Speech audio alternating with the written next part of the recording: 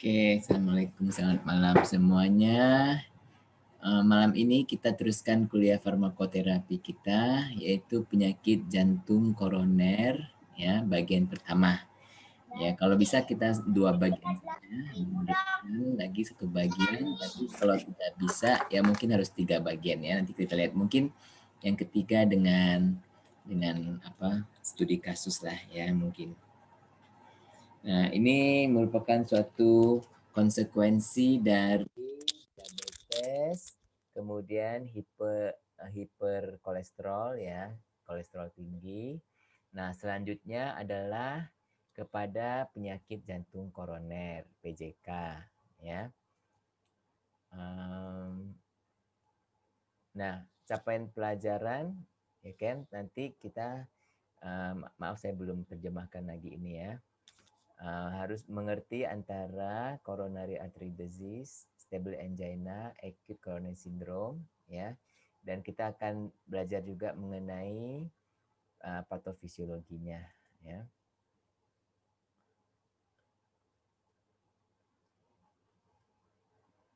Nah, definisi ya, ischemic heart disease atau kita singkat IHD ya, ischemic heart disease. Ischemic kan artinya apa? Apa artinya ischemic? Iskemik itu artinya kekurangan oksigen, ya. Ischemic heart disease, jadi darah kekurangan oksigen, gitu ya, iskemia. Atau disebut juga coronary artery disease, ya, CAD, ya, coronary artery disease atau coronary heart disease, CHD, ya, CHD.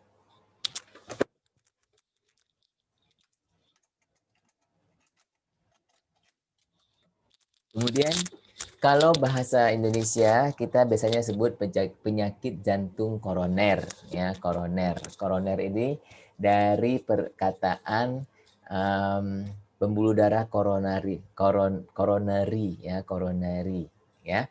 Kondisi di mana otot jantung kekurangan suplai oksigen biasanya akibat aterosklerosis, ya. Tapi aterosklerosis itu bukan satu-satunya penyebab ya, ada penyebab yang lain juga. Ini biasanya ya. Bahasa kalau kita bacanya sih angina ya, angina ya kalau bahasa Inggris, angina pectoris ya. Oh, angina pectoris ya, angina pectoris. Pectoris itu sebenarnya adalah dada ya, pectoris ya. Angina ini atau bahasa Inggris angina ya sebenarnya adalah artinya sakit ya, nyeri. Jadi nyeri dada ya. Angina pectoris adalah suatu gejala iskemia. Iskemia tadi kekurangan oksigen ya. Ditandai dengan nyeri dada, chest pain ya yang dapat menjalar ke lengan. Jadi itu nyeri dadanya kan sebelah sini ya. Dia akan sebelah kiri kan karena agak ke kiri ya karena di tengah agak ke kiri. Nah, dia dapat menjalar ke lengan ya, ke pundak dan sampai ke rahang ya. Nah, stable angina atau exertional angina ya. Timbulnya nyeri dada hanya ketika ada aktivitas fisik ya. Jadi kalau yang stable angina ini dia belum begitu berat ya. Jadi dia hanya merasa nyeri dada kalau ada aktivitas fisik ya. Sedangkan unstable angina atau disingkat UA itu nyeri dada dengan atau tanpa aktivitas fisik ya. Jadi misalnya dia duduk-duduk ya, tiba-tiba terjadi nyeri dada. Nah, itu termasuk unstable angina ya. Kemudian Prinzmetal angina atau varian angina ya. Ini disebut juga vasospastic angina ya. Jadi kalau dari perkataan spasm ya, spastic ya. Ini adalah angina ya yang tidak disebabkan oleh aterosklerosis. Jadi penyebabnya bukan penumpukan aterosklerosis tetapi karena kekejangan ya, kejang atau keram ya, kejang arteri koroner ya. Arteri kan seperti pipa gitu ya. Kalau dia kejang jadi dia nggak bisa dilate ya, nggak bisa dilatasi. Jadi dia akan menyebabkan suatu angina yang disebut Prinzmetal, ya. Nah, ada yang lain adalah mix. Mix itu jika kekencangan arteri koroner terjadi pada tempat yang ada, ini saya harus kurang lengkap nih ya, dia punya perkataannya, pada tempat yang ada aterosklerosis, ya. Ada sumbatan aterosklerosis.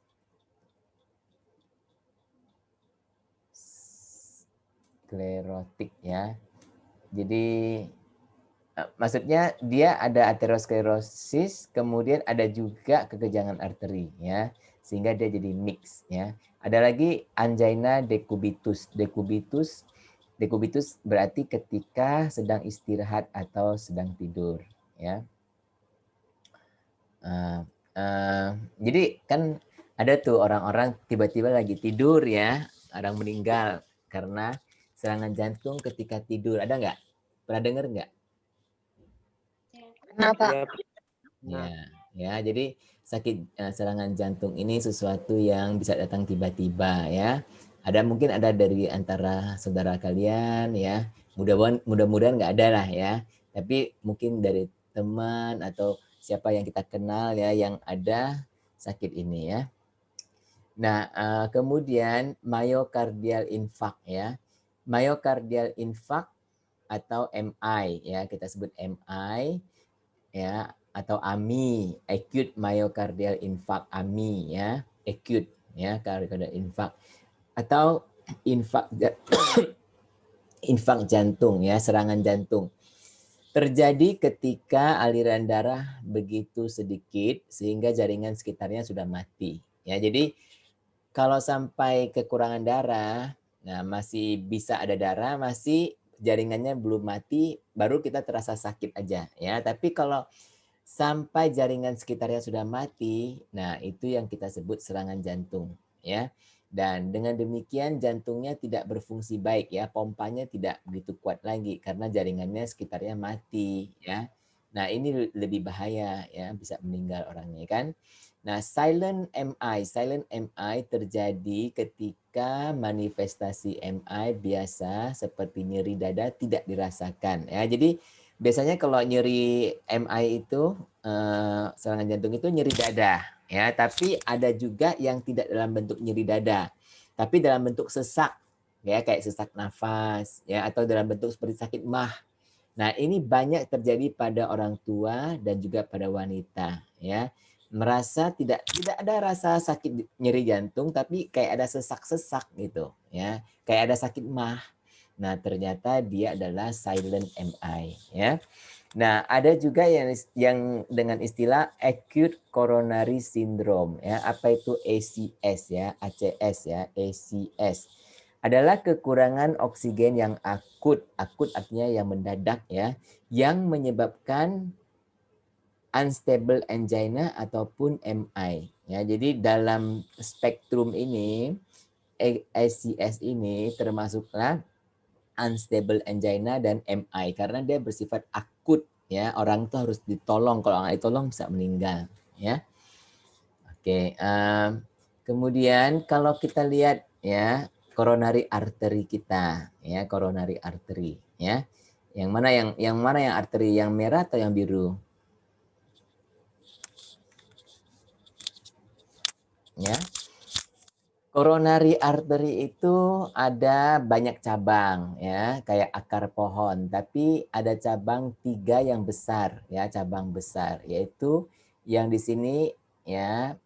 Kalau kamu lihat gambar anatomi, kita harus balik karena kita seperti melihat di kaca, ya, cermin, ya. Jadi kita harus balik. Jadi yang di sini adalah kiri, di sini adalah kanan. Ya, kebalikan ini tangan kiri kita kan. Nah, ini adalah kanan. Jadi terbalik, ya. Nah, jadi yang ada yang sebelah kanan, ya, itu namanya right coronary artery, sebelah kanan, ya. Kemudian ada yang sebelah kiri, ya, disebutnya left coronary artery. Nah, yang di sini disebut main, ya. Main left coronary artery. Jadi left coronary artery yang kiri yang utama, ya. Dan dia ada bercabang dua, ya, yaitu left circumflex artery. Di sini kenapa dia circumflex? Karena nanti dia akan melingkari, ya, melingkari ini jantung ini, ya. Nah, ada juga left anterior descending. Jadi dia sini dia turun ke bawah anterior, ya. Nah, dia di sini ya, kan anterior tuh berarti di muka. Kalau posterior itu di belakang ya. Dia adanya di muka, ini besar ini ya. Dan kemudian ada diagonal branch. Jadi ada 3 yang besar, yaitu right coronary artery, ya, left coronary artery, dan left anterior descending ya, kalau disingkat LAD ya, LAD, left anterior descending, sama left circumflex artery ini ya. 3 ini adalah yang paling besar. Yang lain adalah cabang-cabangnya ya. Nah, coronary artery ini bisa kita lihat di angiogram ya. Angiogram itu kalau kita masukkan zat pewarna ya, kemudian melalui pembuluh darah ya dimasukkan, kemudian disuntikkan, dan zat pewarnanya itu akan sampai ke jantung. Nah, nanti direkam atau difoto di situ ya. Nah, jadi di sini jadi kelihatan, ini namanya angiogram ya. Jadi kelihatanlah di sini pembuluh darahnya. Ya, ini masih normal. Ya, kalau normal itu kelihatan banget ya, dia itu semuanya hitam ya, karena masih darahnya berjalan dengan normal ya. Nah, yang di sini normal untuk yang kiri ya. Jadi kiri ada 2 cabang yang tadi ya. Yang left anterior descending sama left circumflex ya. Ini loh ya, left circumflex artery ya. Nah, LCA sama LAD ya, LAD sama LCA. Nah, kalau yang kanan ini yang kanan dia adalah ya right coronary artery ya, RCA, right coronary artery ya, RCA. Oke. Now, sekarang patofisiologinya yaitu angina terjadi ketika kebutuhan O2 otot jantung melebihi suplainya. Ya, kan harusnya supply sama demand. Demand itu kebutuhan ya, demand ya, kebutuhan, supply dan demand harusnya sama ya. Tapi kalau demandnya banyak ya, kebutuhannya banyak tapi suplainya kurang. Nah, terjadilah kekurangan oksigen ya, dan terjadilah sakit nyeri dada ya. Ada 2 penyebab. Yang pertama adalah penyempitan pembuluh darah ya. Umumnya disebabkan karena sumbatan aterosklerotik ya. Nah, stenosis blockage ya, kalau perkataan mediknya stenosis ya, atau perkataan bahasa Inggrisnya blockage ya. Nah, stenosis atau blockage ini sumbatannya kurang dari 60%, dia tidak bergejala ya. Jadi enak-enak aja nih, kayak kita mungkin kayak kita yang ya insya Allah nggak ada apa-apa lah ya. Tapi kalau yang kita jangan ngerasa oh lagi nggak ada apa-apa, nggak. Terutama bagi yang di atas 50 tahun ya, atau di atas 40 pun sekarang juga mulai ya. Nah, katanya di atas 40 sebenarnya udah banyak ya, udah banyak sumbatannya. Cuman kita nggak kerasa, nggak bergejala ya. Nah, jadi masih enak aja gitu ya. Tapi udah ada sumbatannya ya. 70% itu stable. Jadi kalau 70% ke atas ya ada sakit nyeri dada, tapi kalau lagi olahraga berat. Kalau lagi nggak olahraga berat, biasa-biasa aja ya. Tetapi di atas 90% akan terjadi akut coronary syndrome ya. Acute coronary syndrome yang atau sama ada dia unstable angina ataupun MI ya. Nah, penyebab kedua adalah kelainan fungsi endotelium ya. Nah, apa itu endotelium? Ada yang masih ingat apa itu endotelium? Ayo. Masih ingat apa itu endotelium? Ya, endotelium adalah lapisan terdalam dari pembuluh darah. Ya, jadi pembuluh darah lapisan terdalamnya disebut endotelium. Jadi sebenarnya pada endotelium itu ya akan diproduksi zat-zat ya yang dapat melebarkan pembuluh darah ya.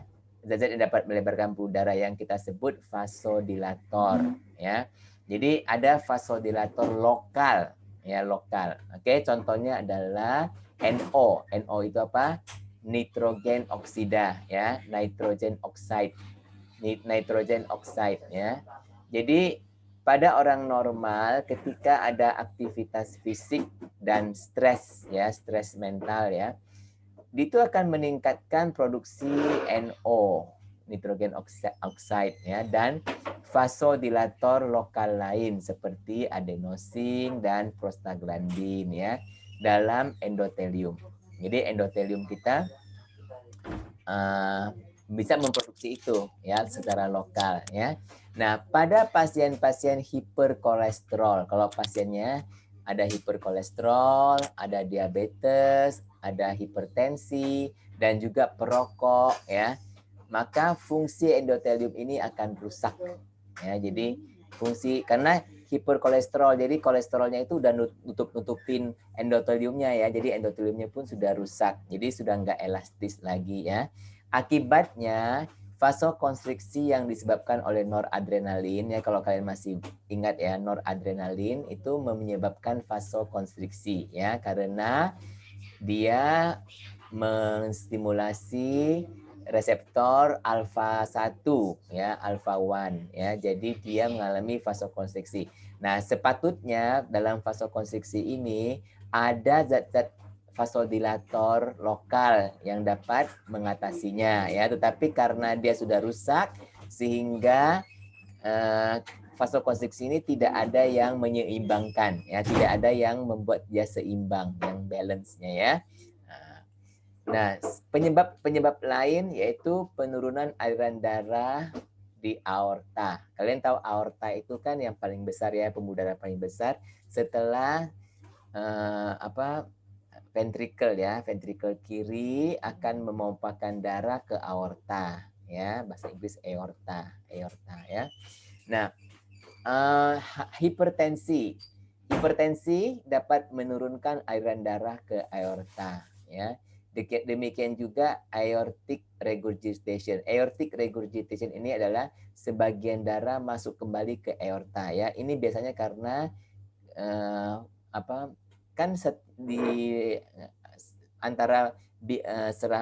antara ventricle kiri dengan aorta itu ada klep ya, Nah, kalau klep itu nggak bagus lagi ya, dia nggak bisa menahan ya. Jadi harusnya darah keluar dikucurkan ke aorta, terus klepnya akan tutup ya, sehingga dia nggak bisa kembali. Tapi kalau klepnya nggak bagus, nanti dia akan kembali, dia akan naik kembali ya, yang kita sebut regurgitasi ya, regurgitation ya.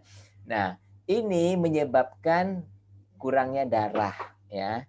Nah, kurangnya darah ke aorta ya, karena darah aorta ini penting untuk dari aorta itu nanti darahnya akan masuk lagi ke jantung kan, ke coronary artery ya, dibagikan ke coronary artery. Jadi kalau aorta pun kurang darahnya, nanti arteri coronary pun akan kurang juga ya.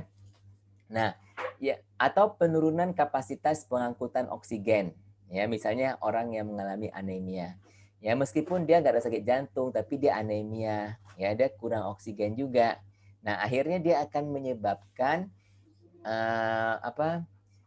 gejala-gejala seperti sakit jantung, padahal dia nggak sakit jantung, dia cuma anemia, ya.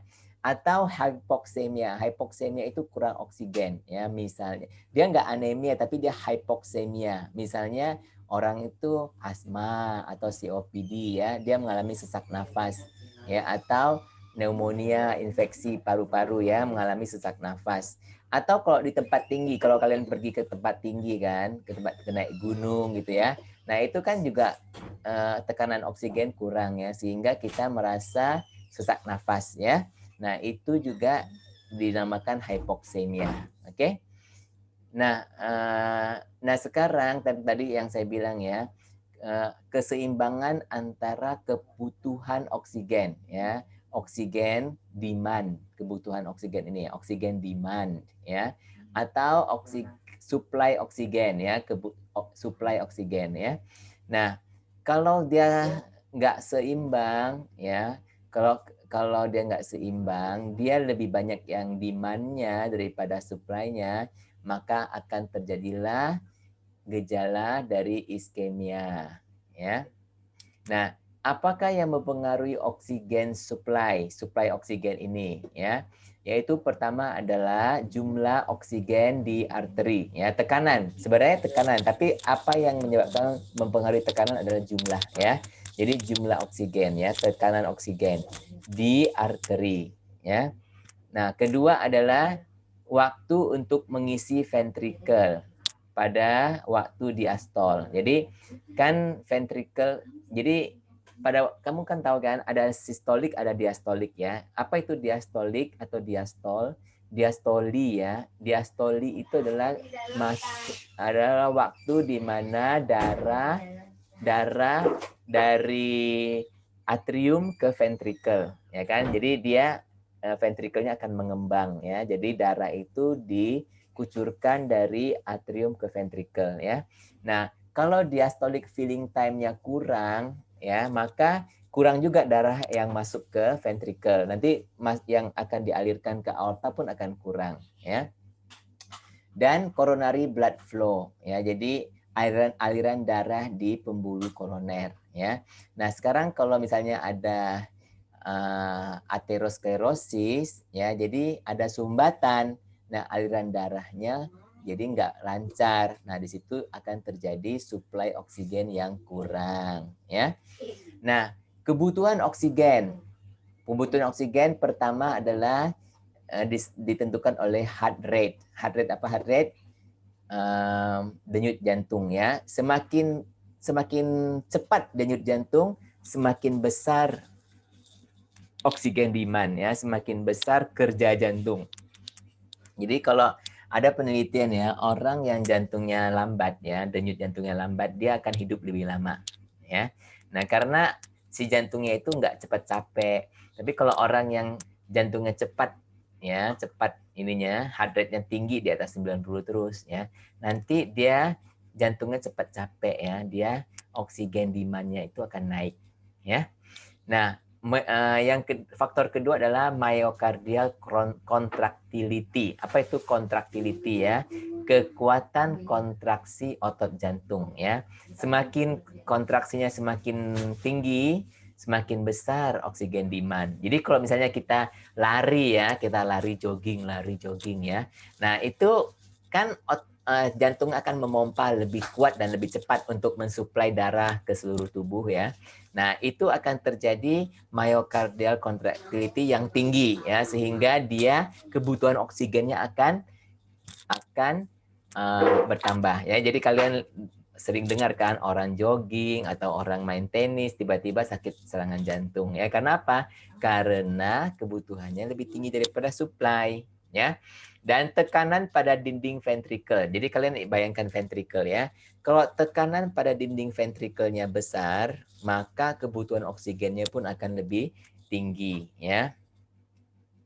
Jadi tekanan coba ini ventricle wall tension ya, tension tekanan pada ventricle ya, sehingga kalau dia tinggi tekanannya ya, dia sukar untuk memompa karena dia tekanannya tinggi, dia sukar untuk memompa ya. Nah, itu. Di sini kalian ada yang bertanya nggak? Paham nggak sampai di sini? Karena ini konsep yang penting ya.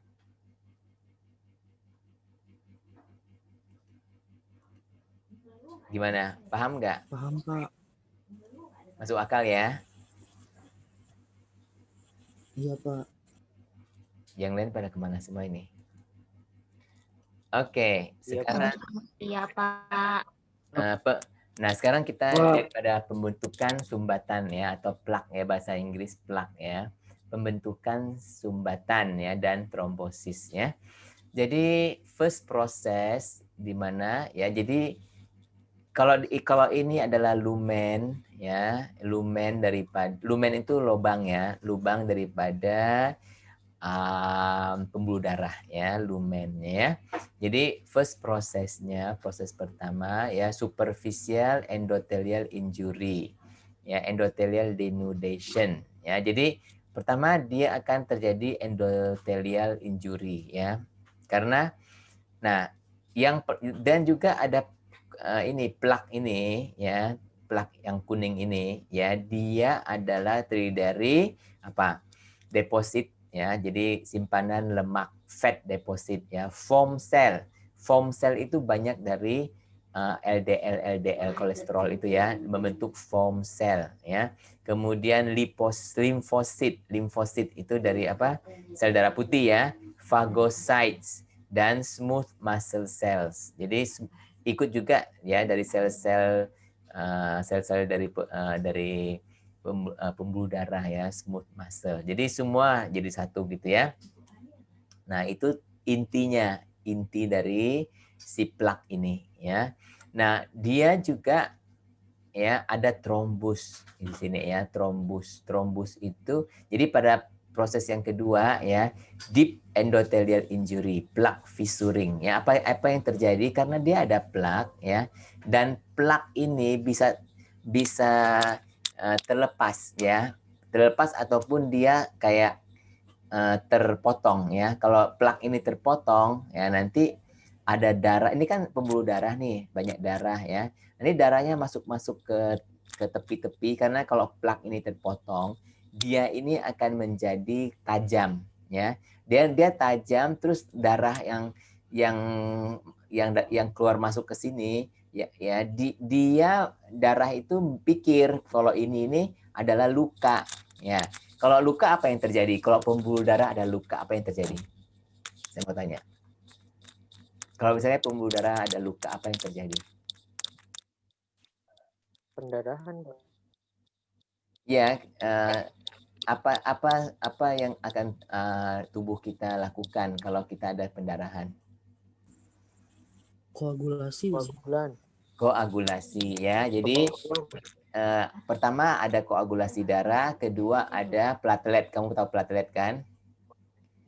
Ya, platelet atau trombosit gitu ya, trombosit ya, termasuk dari sel darah itu ya, trombosit ya. Nah, trombosit akan datang ya, akan terbentuk ya. Nah, platelet sama trombosit itu sama ya. Mereka akan datang ke tempat ini dan mereka akan membentuk suatu sumbatan ya, karena dianggapnya dia kan nggak, ini kan bukan makhluk hidup, ini kan makhluk mati nih ya. Dia kan nggak tahu, dia kan nggak punya otak, dia kan nggak tahu kalau ini nih sebenarnya bukan luka ya.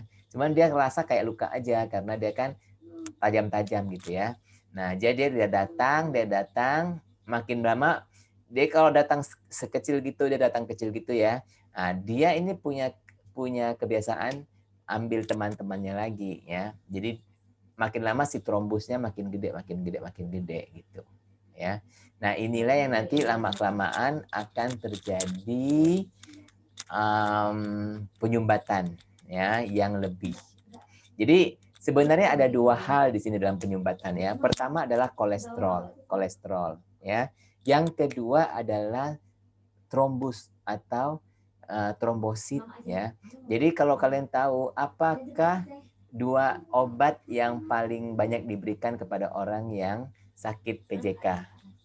Ya, pertama adalah aspirin, betul nggak?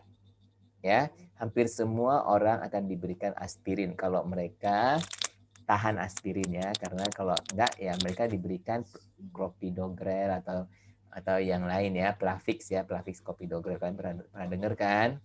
Ya, jadi ini semua adalah antiplatelet. Kenapa diberikan antiplatelet? Karena untuk mencegah tertimbunnya lagi trombus ini ya.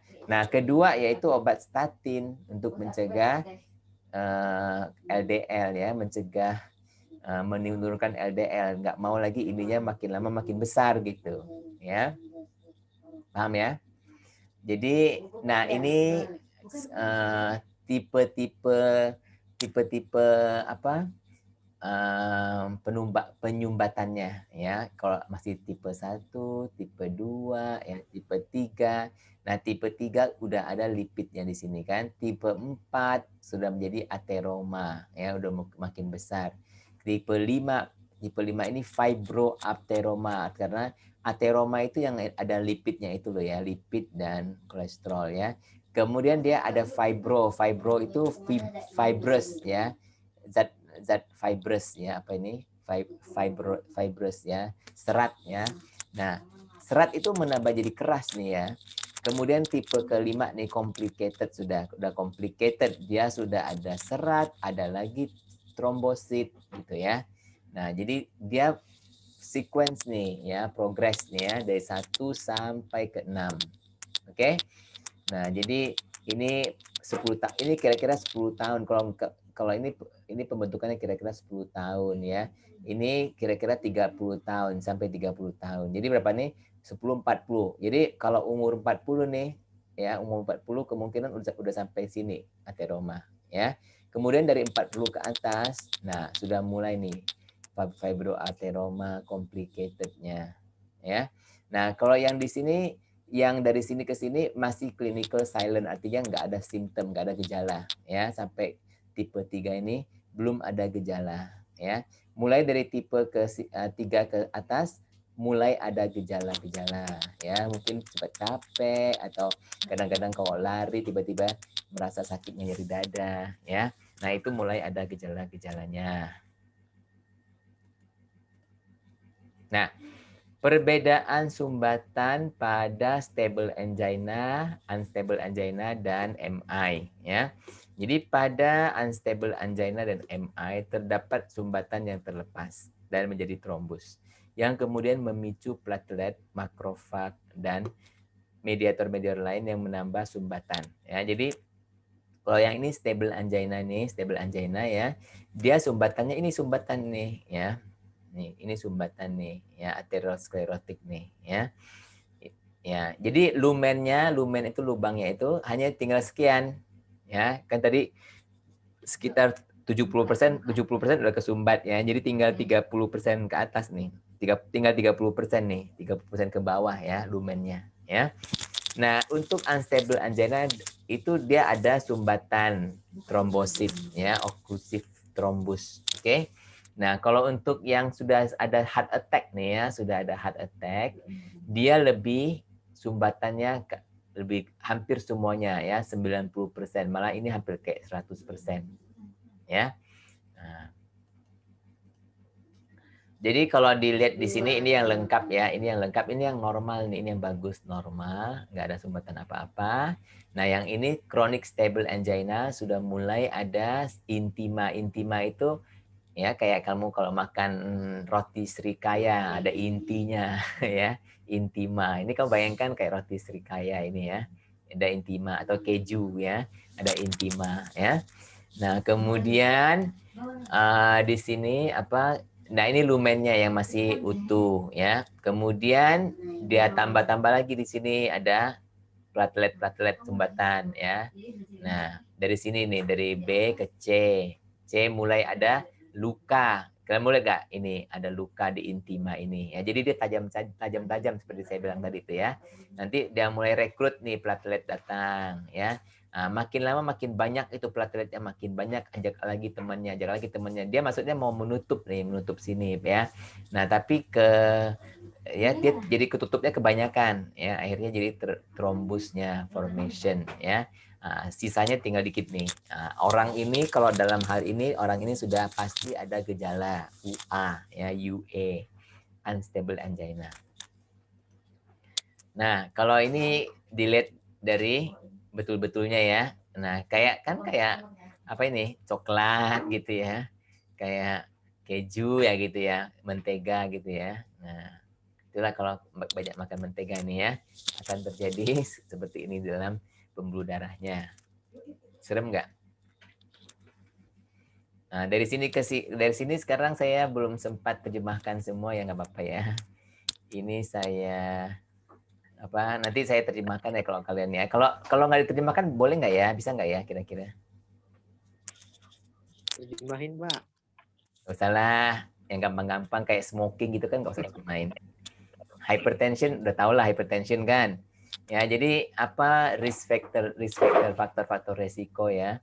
Nah, merokok, apa hipertensi, tinggi kolesterol, ya tinggi apa LDL, HDL-nya rendah, ya. Ditambah lagi dengan diabetes ya, tipe 1 maupun tipe 2 ya. Nah, kemudian faktor yang lain, resiko lain ya, tingginya trigliserida, ya. Kemudian LDL partikel juga banyak ya. Dan ada yang baru nih yang namanya lipoprotein A. Lipoprotein A itu sebenarnya adalah seperti LDL ya. Mereka itu seperti LDL ya. Dan lebih gawat karena lipoprotein A ini dia cenderung untuk membentuk ateroma ya. Nah, homocysteine ini satu enzim juga ya, satu zat juga ya. Dia kalau tinggi juga bahaya. Dan coagulation factor seperti plasminogen activator ya, inhibitor satu elevated. Jadi fibrinogennya tinggi kan tadi kan koagulasi darah tadi itu ya. Dan C-reactive protein. Apa itu C-reactive protein ya? C-reactive protein terbentuk kalau ada inflamasi ya. C-reactive protein ini CRP kita bilangnya CRP, bukan CRV ya. Kalau CRV mobil bukan CRV ya. Ini CRP ya.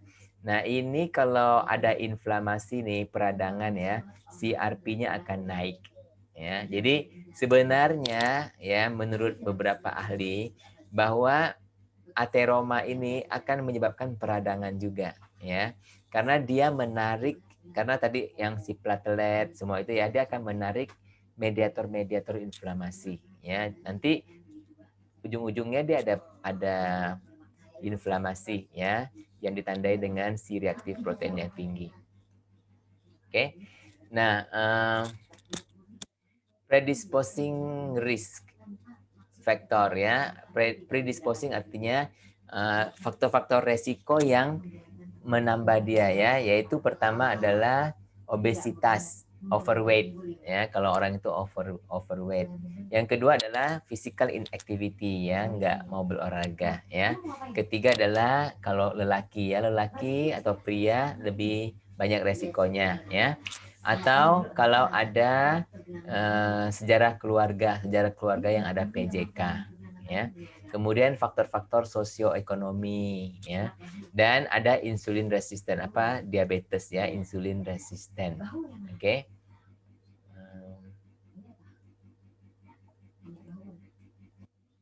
Ini ada Pak Ahmad, kamu tadi coret ini ya, bisa nggak sih di ini dihapus? Gimana Pak? Nggak tahu, tadi kayak mencoret sini tadi.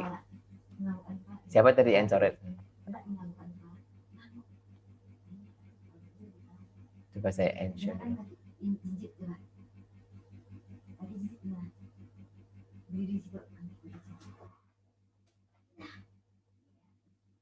Gerak meletakkan jari telunjuk ke bibir. Jari telunjuk ke bibir. Ya, ke bibir. Bibir ini. Itu gerak. Itu anotetnya kayaknya Pak. Apa? Nah, udah hilang. Kecoret dari anotet. Ah ya, annotated tadi itu ya. Gerak pernapasan contohnya. Gerak pernapasan adalah penghidupkan dan mengandung arti. Gerakan tersebut contoh gerak menghidupkan. Oke. Jadi ini clinical presentasi gambaran klinis ya. Kalau orang sakit nyeri dada, dia di daerah mana, daerah sini yang tadi saya bilang ya, dia bisa menjalar ke sini, ke lengan ataupun menjalar ke tenggorokan ya, ke kerongkongan dan juga ke rahang ya, daerah rahang. Jadi dia bisa ke bawah dan bisa menjalar ke bawah dan ke atas ya. Nah, dia ini gambarannya ya kan, klasiknya, gambaran klasiknya orang sakit nyeri dada ya. Dan ini apakah semua nyeri dada itu karena jantung? Tidak ya. Jadi kita harus membedakan, misalnya ada orang nih, dia merasa nyeri dada ya.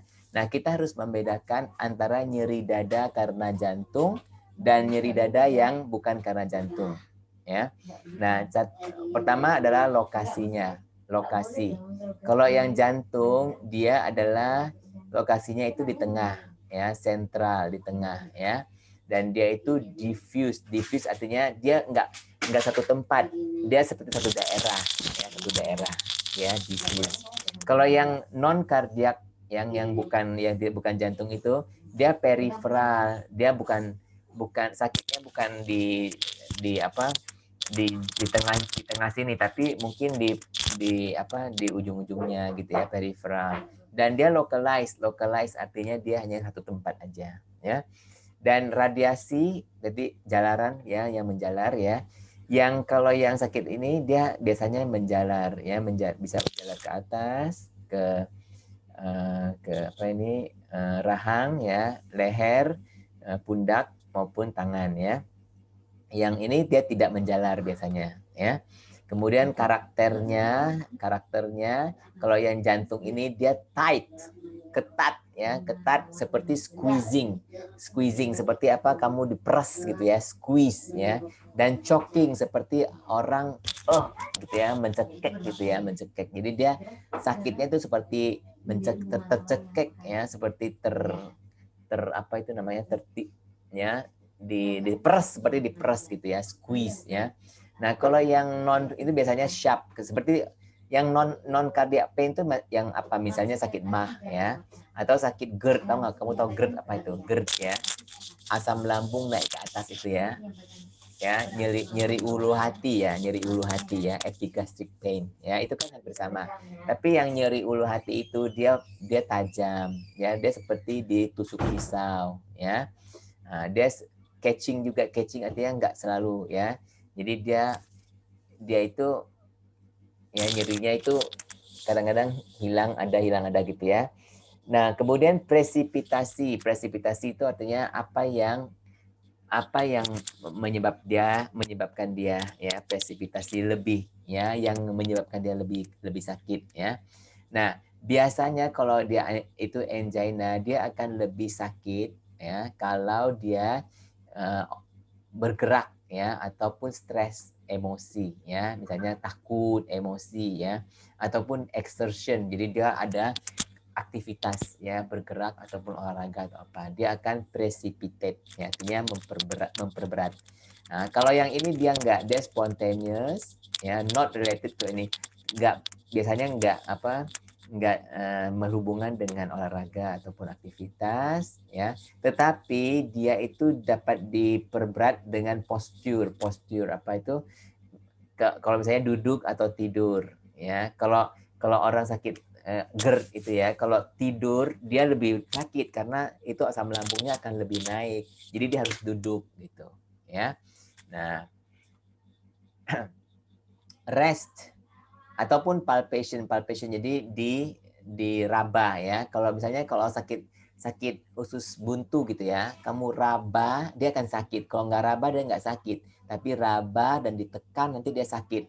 Nah, itu usus. Kalau jantung dia nggak raba pun dia udah rasa sakit ya, dia nggak perlu diraba atau ditekan gitu ya, dia udah rasa sakit ya. Nah, faktor-faktor apa yang meringankan yaitu kalau istirahat atau kalau diberikan nitrat ya, misalnya GTN itu ya, nitrat ya.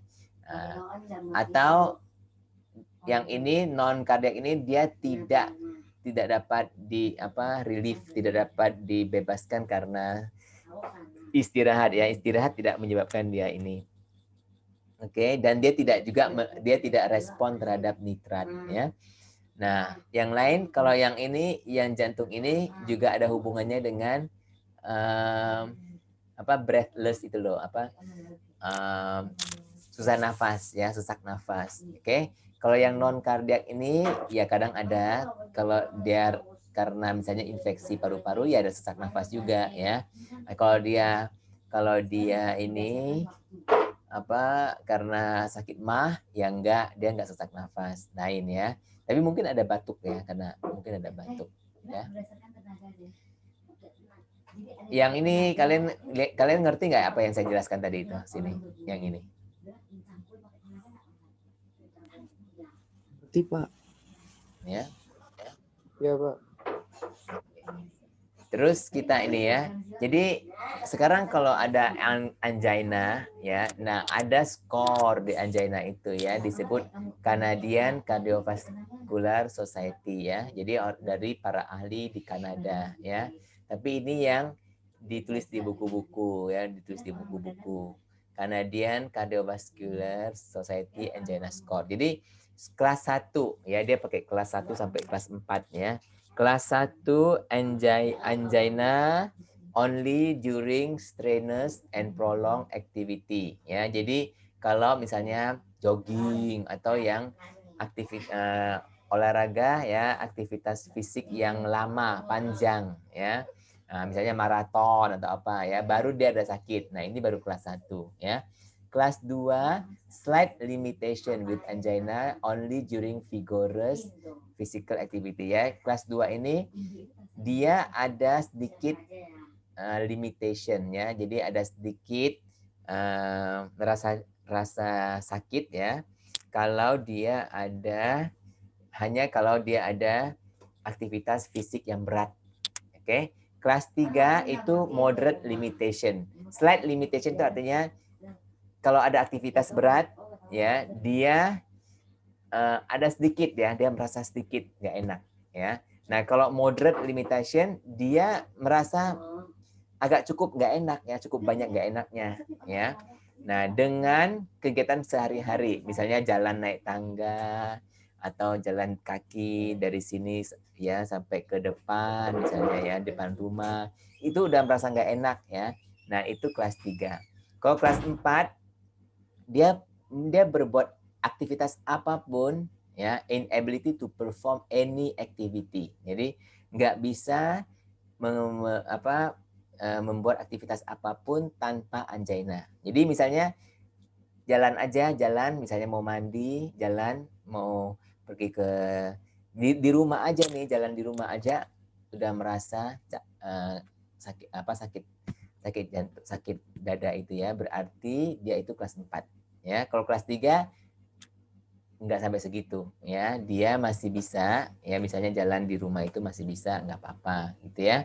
Tetapi kalau jalan keluar rumah agak berat dikit, dia merasa itu kelas 3 ya. Nah, kelas 2 dia ada sedikit merasa nggak enak kalau aktivitasnya berat ya. Paham nggak? Nah, perbedaan antara angina yang stabil dan yang nggak stabil ya, stable and unstable angina ya. Tadi kalau yang stable angina dia itu fixed stenosis ya. Jadi stenosis itu penyempitan ya, penyempitannya fix, nggak berubah-berubah, artinya fix itu nggak berubah-berubah ya, nggak tambah nggak kurang ya. Dan dia ada merasa iskemia ya, kurang oksigen ya, kalau dia ada jogging atau apa gitu ya, exercise ya. Dan predictable itu bisa dijangkakan, bisa diramal lah ya, predicted ya. Oh, kalau aku lari dari sini sampai ke sana pasti ada sakit dadaku. Nah, itu udah bisa dijangkakan ya, bisa diperkirakan ya. Nah, apakah dia itu kardiak? Ya, maka kita harus pakai kriteria yang tadi ya. Dan apa resikonya? Maka kita harus lakukan exercise tolerance test. Ya, jadi dengan ini tuh stress test, kamu tahu nggak stress test ya? Memakai treadmill ya, untuk mengecek. Oke. Nah, unstable angina. Nah, ini dia ada dynamic stenosis. Stenosisnya, penyempitannya itu dinamik. Dinamik artinya berubah ya, berubah menjadi makin banyak ya, Nah, supply led ischemia, unpredictable, dia nggak predictable ya, bisa hari ini bagus ya, tiba-tiba besok meninggal ya, unpredictable ya. Kemudian kita harus adakan clinical features-nya, bagaimana secara klinis ya, perubahan EKG-nya, dan juga harus dites juga marker-marker biokimianya ya, terutama troponin. Nanti kita akan lihat apa sih itu marker biokimia, apa itu troponin ya. Nah, diagnosis, oke. Gejala dan tanda-tanda yaitu berupa nyeri dada ya, chest pain, susah bernafas, sesak nafas ya, dan juga suara abnormal ketika dokter pakai stetoskop ya untuk didengar, ada suara yang namanya S4 ya, karena yang normal itu S1 S2 ya. Jadi kalau kamu S1 S2 ya, selesai S1 aja belum, mau S2 lagi katanya ya. Jadi S1 S2 itu adalah bunyi jantung yang normal, yaitu lup dup lup dup lup dup lup dup ya, itu adalah S1 S2 ya. Kalau S3 dia udah nggak normal ya, misalnya lup dup krek, lup dup krek, lup dup krek, itu nggak normal ya. Kalau ada S4 lebih nggak normal lagi ya. Nah, ini resting EKG. EKG ECG ya ketika dia sedang istirahat, bukan ketika dia sedang olahraga ya. Jadi ketika ada serangan jantung, maka kita akan melihat adanya ST depresi ya, depresi dari ST yang transien. Ya, transien artinya singkat ya, waktunya singkat. Ataupun gelombang T yang terbalik. Nanti saya akan kasih lihat yang mana ya. Nah, kalau orang ini pernah ada serangan jantung ya, jadi all MI pernah ada serangan jantung ya, maka dia ada pathologic Q wave ya. Q wave nanti kamu lihat apa itu Q wave ya. Nanti ada gambarnya ya. Dan juga kadang-kadang ada terjadi left ventricular hypertrophy. Jadi ada hipertrofi, ada pembesaran. Pembesaran di mana? Di ventricle kiri ya. Jadi pembesaran ventricle kiri itu biasanya disebabkan karena hipertensi ya, hipertensi yang lama ya. Left bundle branch block ya. Jadi ada blocking ya, blockage ya pada irama jantungnya ya, left bundle branch block. Oke. Nah, kalau EKG juga kita adakan EKG pada exercise, yaitu orang itu kita suruh pakai treadmill ya, treadmill, tahu nggak treadmill ya? Nah, lari di treadmill, dipasanglah EKG ya. Nah, ketika sedang exercise, nah kita yang positif exercise test ya, positif exercise test, yaitu ketika ST depresi pada gelombang ST ya lebih dari 1 mm. Nanti saya kasih lihat ya gimana itu ya.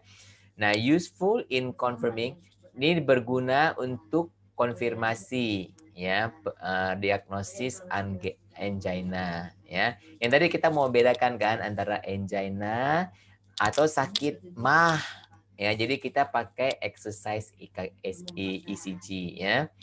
Dan juga dapat memberikan kepada kita ya informasi mengenai keparahannya, parah atau enggak parah ya. Nah, yang kalau mau lebih canggih itu kita pakai scintigraphy ya, yaitu dengan isotop ini ya. Ini mah canggih ya, canggih, nggak semua rumah sakit ada ya. Nah, ini untuk apa? Untuk melihat perfusi otot jantung miokardial ya, ketika sedang istirahat maupun ketika sedang olahraga ya, Nah, ini exercise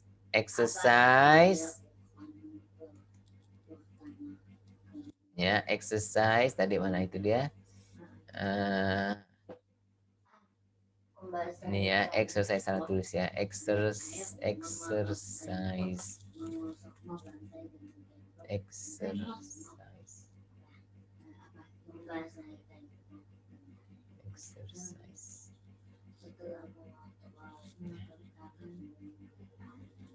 Ketika sedang exercise ataupun dengan dobutamin, karena gini, kalau misalnya orang itu misalnya ya nggak bisa jalan ya, pakai kursi roda nggak bisa jalan, gimana mau suruh exercise, susah ya.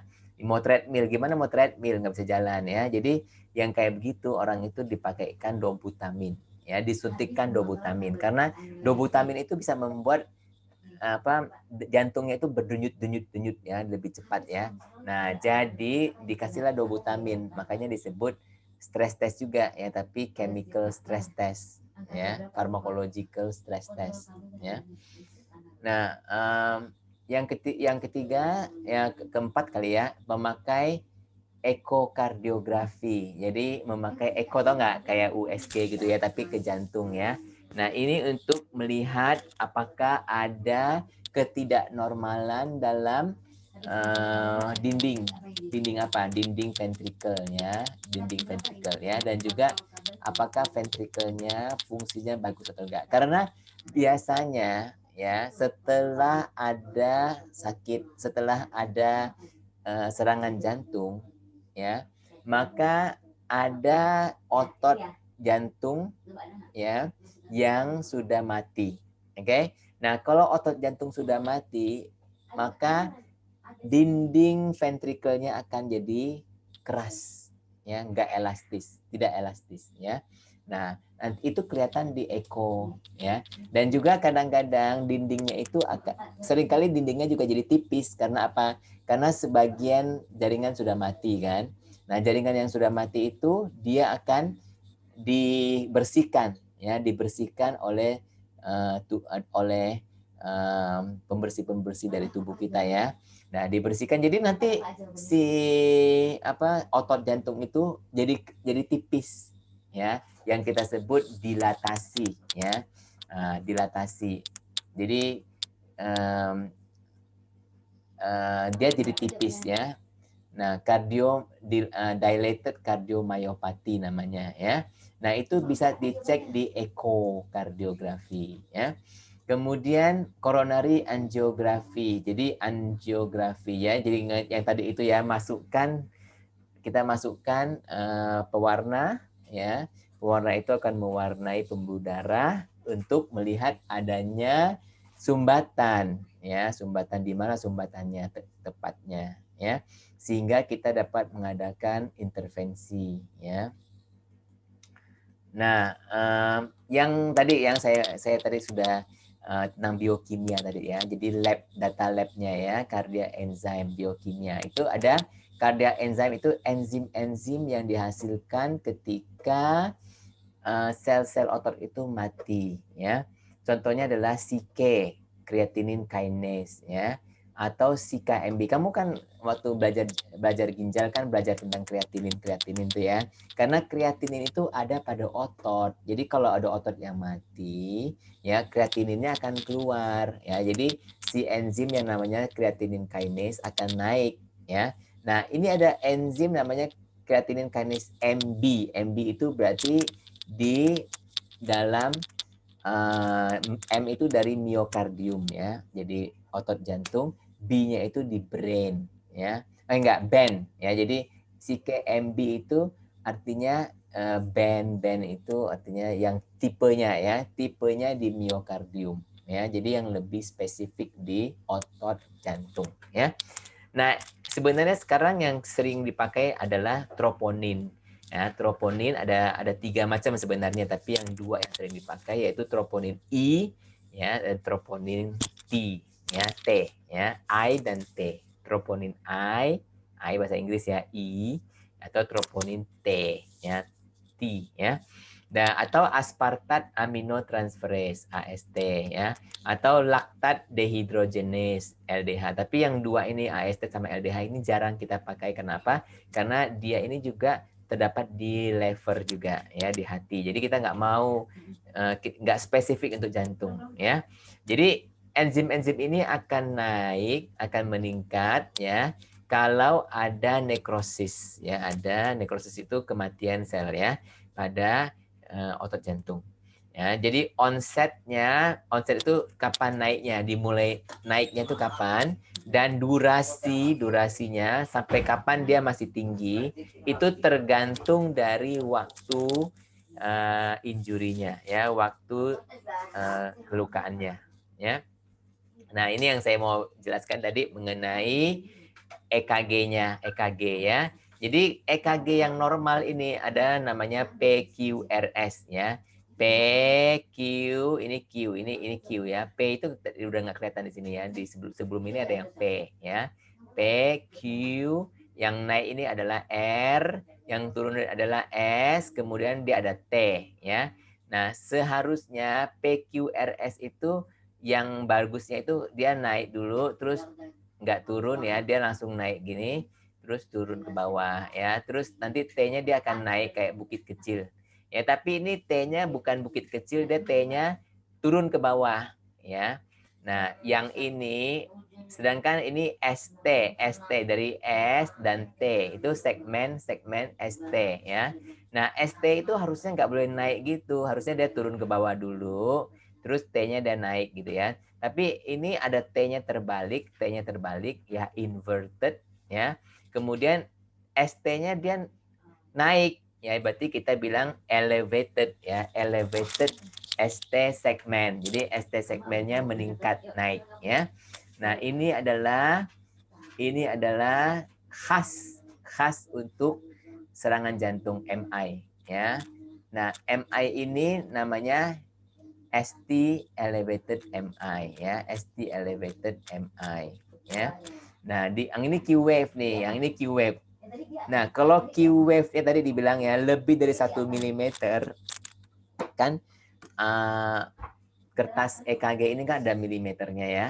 Jadi kalau dia lebih dari 1 mm, dia ini adalah tandanya orang ini bekas ada MI ya.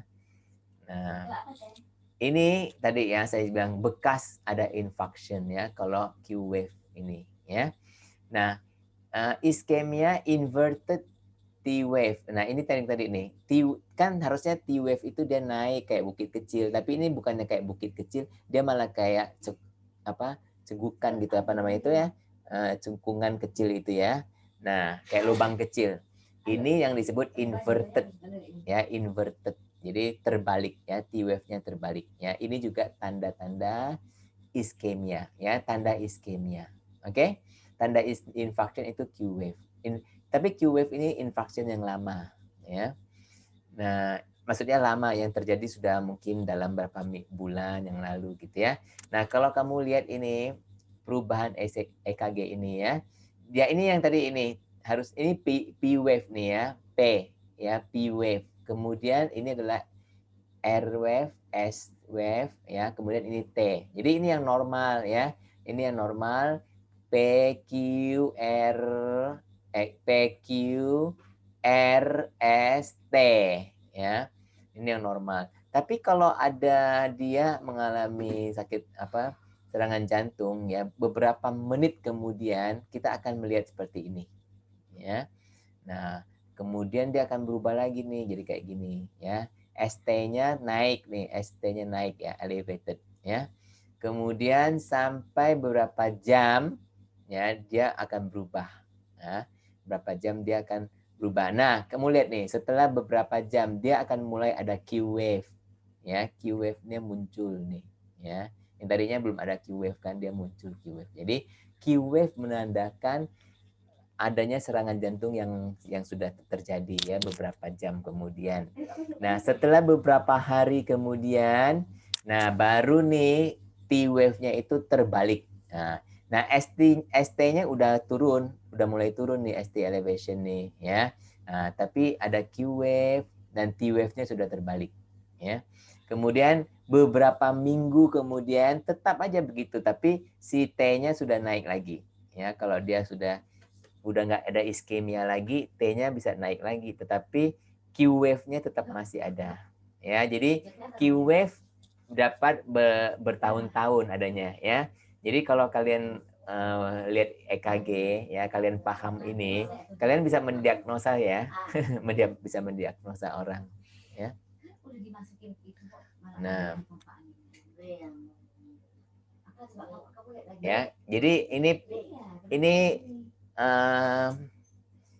kenapa sih itu yang ST-nya itu naik ya tadi ya, ST elevation and ST enggak elevation ya. Nah, kalau dia serangan jantungnya ya terjadi hanya pada, jadi ini serangan jantung, ini udah terjadi serangan jantung nih ya, MI nih ya, tetapi ischemic region-nya nggak seluruh dinding ya, jadi dia masih di sini aja sebagian ya. Nah, kalau dia yang mati, daerah jaringan yang matinya baru kecil ya atau sebagian ya, dia tidak terjadi ST elevation. Oke. Tetapi kalau dia sampai seluruh dinding, dia akan menjadi transmural. Transmural, mural kan artinya dinding ya. Transmural artinya dari dalam sampai keluar ya, kena ya. Nah, dia ini akan terjadi ST elevation ya. Nah, sekarang jadi ada dua macam nih, dua macam MI. Ada yang ST enggak elevation, non ST elevation, ada yang ST elevation ya. Kira-kira mana yang lebih berat? Yang non ST atau yang ST?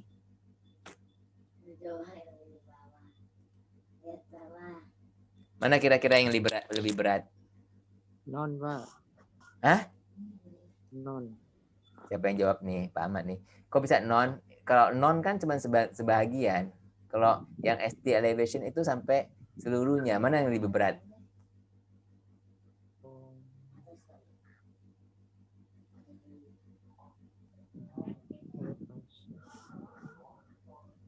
Mana yang lebih berat?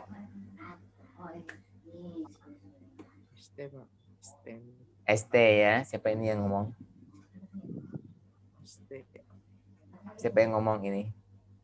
Saya, Pak. Pak Ahmad ya. Ya. Diralat ya Pak Ahmad ya, nggak apa-apa ya. Jadi yang ST ini yang lebih berat ya. Nanti itu nanti ya dalam penanganannya ada perbedaan ya. Jadi kalau yang ST kamu kasih ini, kalau yang non ST kamu kasih yang ini, gitu. Ada perbedaannya. Minggu depan kita akan bicarakan mengenai hal itu, ya. Jadi sekarang kamu kan perlu tahu apa itu yang ST, apa itu yang non ST, ya. Nah, kalau orang tuh membuat coronary angiografi, nah terlihatlah di sini. Di sini kamu lihat gak di sini? Ya, daerah putih-putih ini ya. Jadi yang tadi kan kita udah lihat ya, kalau nggak putih dia akan sehat gitu ya. Nah ini yang ada putih-putih ini nih ya. Nah kalau kamu lihat ini kiri atau kanan, pembuluh darah kiri atau kanan? Ayo. Kiri atau kanan? Ingat nggak tadi, kalau kanan kan cuma satu, right coronary artery, yang cabang besarnya ya. Kalau kiri ada dua, yaitu yang satu ini adalah LAD, left anterior descending, yang ini adalah L left circumflex, ya, LCA, left circumflex artery, ya. Nah, jadi disinilah dia terjadinya, ya. Nah, tapi di sini dibilangnya di sini circumflex, di sini anterior. Ya, ini mungkin dibalik ya. Nah, jadi ini anterior, left anterior descending. Di sinilah terjadi blokade ya. Nah, di sini terlihat ya. Di sini ada juga sebenarnya dikit, kamu lihat gak? Di sini ada juga dikit ya. Jadi sebenarnya pembuluh darahnya di sini ada dikit juga yang kena blok nih, ya. Tapi ini yang lebih jelas banget ini kena blok ya. Nah, dia juga bisa menggunakan talium ya. Talium ini menggunakan isotop ya. Nanti kelihatan nih daerah-daerah yang darahnya nggak lancar ya. Ada sedikit nggak lancar, kelihatan kan ya. Nah, cardiac enzyme yang tadi saya bilang cardiac enzyme ya. Cardiac enzymenya apa ini? Nah, yang sekarang dipakai itu troponin ya. Troponin kenapa? Karena troponin dia naik cepat ya. Jadi ini kan dalam jam nih, 20 jam, 40 jam, 60 jam. Jadi orang kalau sakit serangan jantung langsung masuk ya. Nah, kalau kita langsung ambil darah, dia ini yang ininya masih belum naik ya. Nah, cuman troponin dia naik ya cepat dan dia lama sampai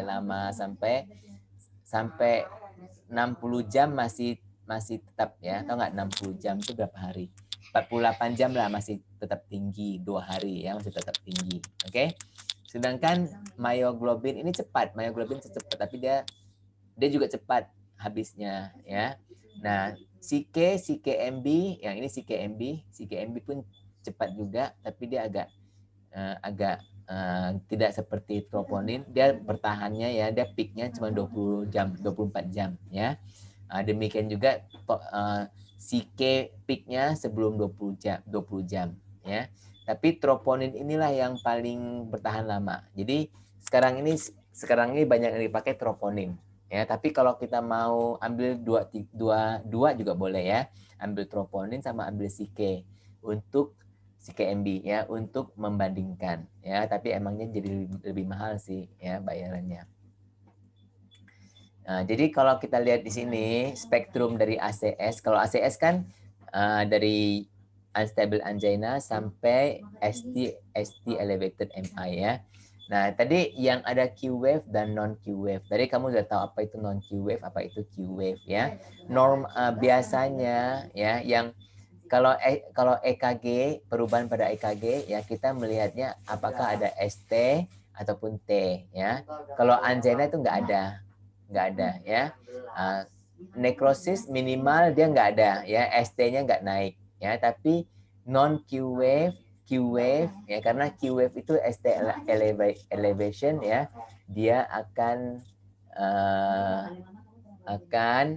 naik ya, akan ada perubahan EKG. Oke. Troponin akan lebih banyak ya pada waktu di Q wave atau ST elevation ya, Q wave. Ya, karena Q wave kan sudah berjam-jam. Jadi kalau dia sudah berjam-jam, dia akan lebih banyak lagi troponinnya ya. Nah, CK-CKMB release ya harus 2 kali dari upper limit normal. Artinya kalau limitnya 10 ya, kamu hasilnya harus 20 gitu ya, 2 kali lipat ya. Nah, ini juga pada ini. Nah, kalau kamu lihat di sini ya, antara troponin dengan CKMB ya, lebih sensitif adalah troponin. Kenapa troponin banyak dipakai? Karena dia lebih sensitif. Kalau kamu lihat ya, dia unstable angina aja troponin bisa juga ada dikit ya. Dan minimal myocardial nekrosisnya hanya dikit aja, troponinnya udah bisa naik ya. Nah, degree of LV left ventricle damage ya, kehancuran atau kerusakan dari ventricle kiri ya. Kalau ventricle kirinya rusak, jadi makin gawat nih ya, ST elevation dari Pak Ahmad bilang yang paling gawat ya, ST elevation. Jadi makin gawat, makin tinggi juga kerusakan dari LV-nya ya, left ventricle-nya. Oke. Nah, jadi kalau ini summary daripada yang tadi kita sebutkan ya. Jadi unstable angina ya. Jadi kalau ada plaknya itu terlepas, rupture ya, ada erosion, ada fissure. Jadi ada trombus, pembentukan trombus tadi ya. Nah, perubahan trombus yang masih kecil ini akan menghasilkan unstable angina ya. Tapi kalau trombusnya udah banyak sekali, dia akan jadi non Q wave ya. Non Q wave juga non ST elevated ya. Tapi kalau trombusnya banyak sekali ya, sampai hampir 100% ya, maka terjadilah Q wave. Jadi Q wave ini lebih gawat ya daripada yang non Q wave ya. Dan juga Q wave ini biasanya dia juga ST elevated ya, ST elevation. Oke. Nah, jadi yang tadi ini semuanya adalah digolongkan sebagai acute coronary syndrome ya. Nah, UA ini ya ada non ST elevation ya, disebut juga non Q wave atau ST elevation, STEMI ya. Kita sebut STEMI dan non STEMI ya. Q wave dan non Q wave ya. Cuman asal kita tahu aja, nggak semuanya STEMI itu Q wave. Karena apa? Karena STEMI itu nantinya beberapa jam kemudian baru ketahuan dia ada Q wave atau enggak Q wave ya. Nah, jadi dia gimana manifestasi arteriotrombosisnya ya. Jadi unstable angina yang tadi itu ya. Non Q wave, stroke dan PAD. PAD itu peripheral artery disease ya. Jadi arteri yang di kaki misalnya, di mana ya, kaki tangan itu peripheral, bukan di jantung ya. Nah, itu semua terjadi karena adanya pembentukan trombus ya. Nah, ini untuk menyelidiki apakah dia itu STEMI atau non STEMI atau unstable ya. Jadi kalau misalnya kita orang itu sakit jantung nih, sakit nyeri dada nih ya, kita pertama masuk ke rumah sakit harus diambil EKG-nya ya. Nah, kalau EKG-nya terlihat ada ST segmen yang naik ya, makanya dia disebut STEMI. Oke.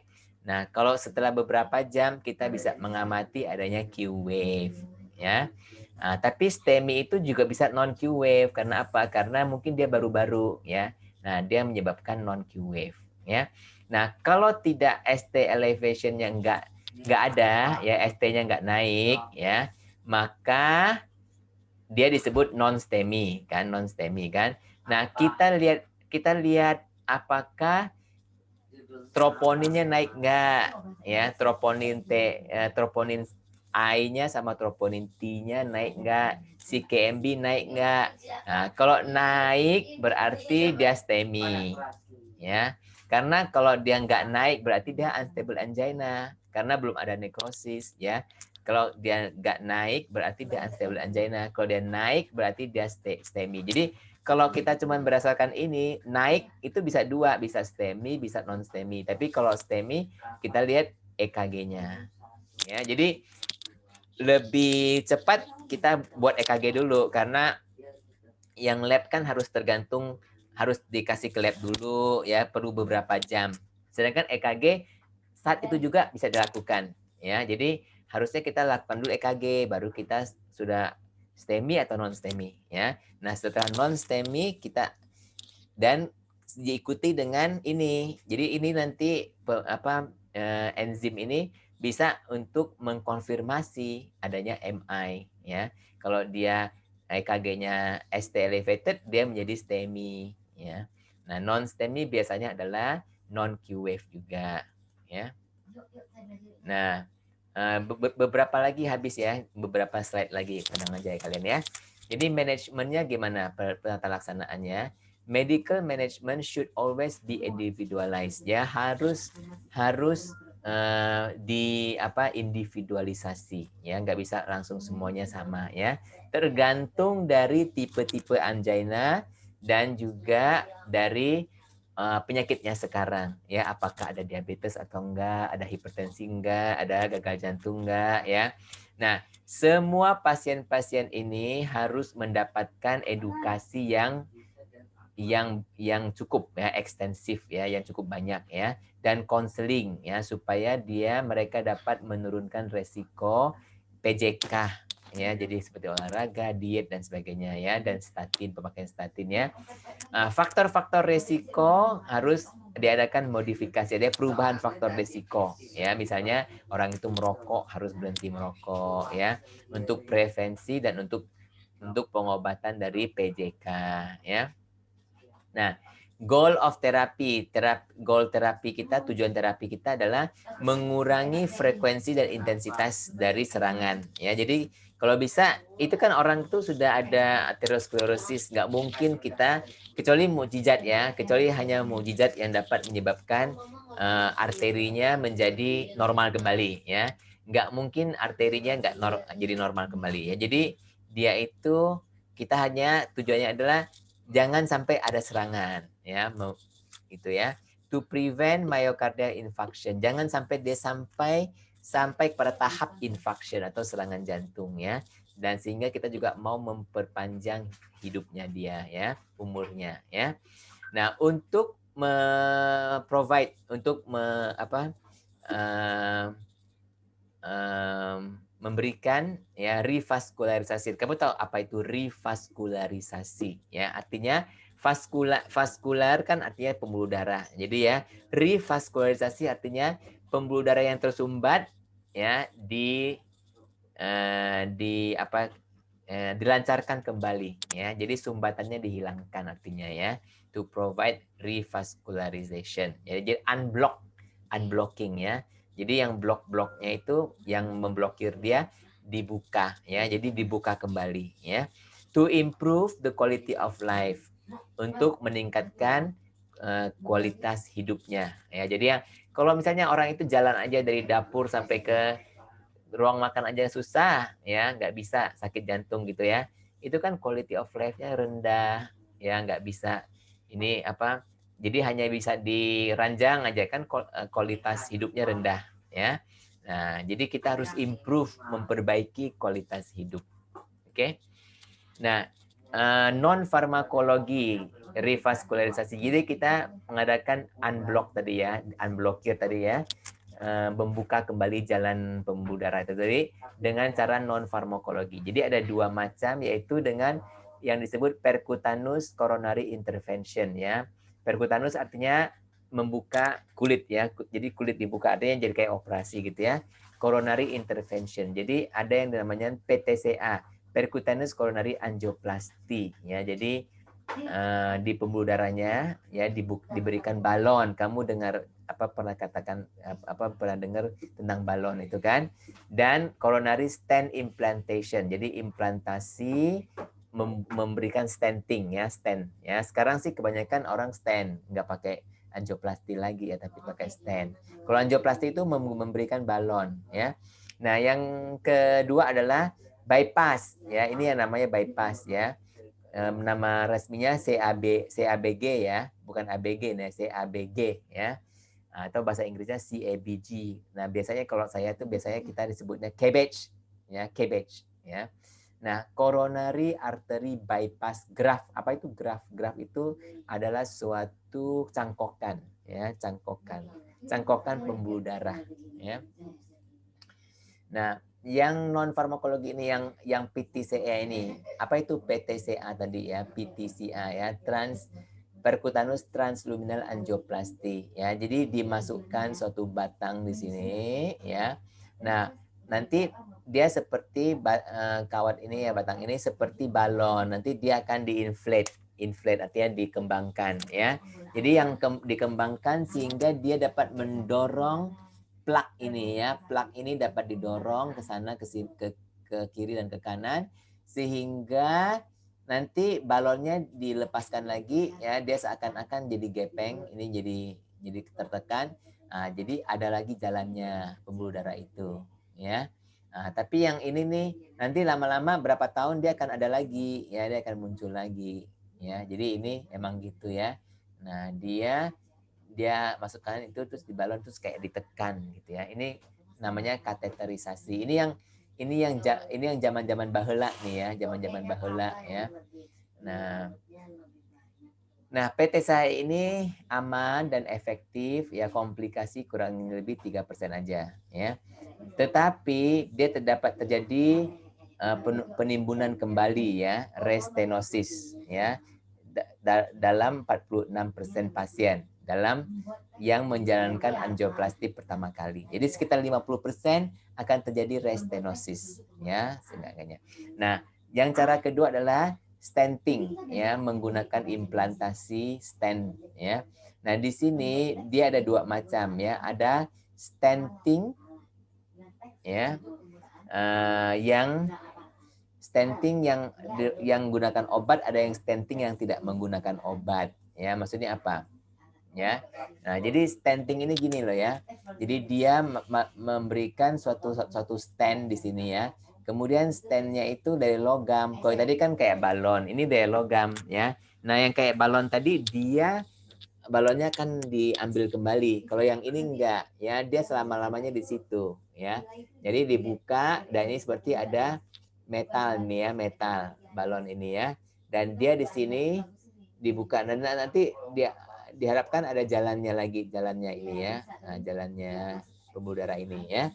Nah, cuman stent ini dia juga dapat menimbulkan trombus ya, karena bayangkan aja ini kan metal ya, ini kan metal ya. Jadi kalau darah ini jalan ke sini, jalan-jalan sini, dia akan terjadi trombogeniknya, jadi ada trombosis juga ya, sehingga dia harus diberikan kombinasi oral antiplatelet agent. Jadi si orang ini yang menerima ini harus memakan aspirin dan clopidogrel ya, setidak-tidaknya 4 minggu ya setelah stenting ya, 1 bulan. Nah, yang kedua adalah dengan operasi bypass ya, operasi bypass. Oke. Apa itu operasi bypass? Bypass itu biasanya untuk mereka yang mempunyai sumbatan ya lebih dari 50% pada koronari yang kiri ya, karena yang koronari kiri itu penting sekali ya. Kalau lebih dari 50% dari left main coronary artery ya. Atau dia mempunyai 3 vessel. Jadi 3 dari pembuluh darah utamanya ada sumbatan ya. Dan atau dia mempunyai 2 vessel, 2 saja tetapi signifikan ya, lebih dari 70%. Oke. Ataupun orang itu mempunyai diabetes tambah 2 sampai 3 vessel ya, vessel disease ya. Nah, ini kriterianya orang itu dipakaikan si ABG ya. Nah, si ABG ini dia itu bypass. Misalnya di sini ada sumbatan, di sini ada sumbatan, ya, di sini ada sumbatan. Jadi nanti dari aortanya itu ya dibypasskan. Ya, jadi dia melewati, kalau misalnya di sini ada sumbatan, dilewati sumbatannya, ya. Nah, di sini juga dibypasskan. Jadi dia di sini ada sumbatan, dilewatkan. Nah, pembuluh darah ini yang diambil, yang dicangkokkan ini, pembuluh darah yang dicangkokkan ini dapat dari mana, diambil di mana? Pembuluh darahnya itu diambil dari 2 tempat, yaitu dari vena di sini, di ketiak sini ya, vena di ketiak sini, ya, internal sini ya, axillary mammary ya, dan juga di kaki ya, jadi vena kaki yang panjang ya. Jadi vena nih ya, ini bukan arteri ya, ini vena yang diambil ya. Jadi dia itu vena itu diikatkan dengan arteri ya. Nah, itu si ABG ya. Kemudian ini nanti kita akan tentang obat-obatnya ya, penata dengan obat akan kita bicarakan minggu depan ya. Ini udah panjang juga ya. Ada pertanyaan nggak kalian? Apakah kalian ada pertanyaan? Halo. Belum, Pak. Ngerti nggak yang tadi saya jelaskan atau susah? Nanti Pak. Susah mana? Susah ini atau susah kinetik? Sebanding Pak. Hah? Tik, Pak. Apa? Kinetik. Kinetik lebih susah ya. Nggak ada pertanyaan ya. Kalau nggak ada pertanyaan saya matikan recordingnya. Nggak ada pertanyaan ya. Jadi kita akan sambung Belum, lagi Pak. tentang obat-obatnya minggu depan ya.